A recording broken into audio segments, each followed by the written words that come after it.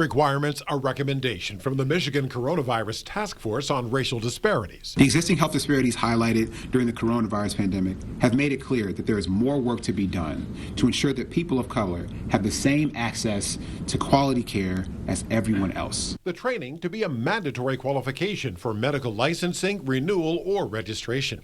Implicit bias described as an unconscious classification of someone based on appearance, including color, gender, even body type and size. We make a decision, we make decisions, and we act on those decisions, not recognizing that it's based on something that we don't really understand. The bias creating higher rates of disease and disparate outcomes for minority mothers and babies, mostly Black.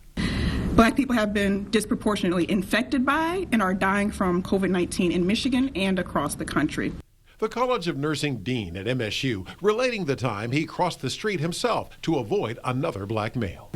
It was something that I developed unconsciously because growing up, I know that African American males are some of the most loving, affectionate people on earth, but I had learned unconsciously to fear him. That, he says, a perfect example of how pervasive and without exception implicit bias can be.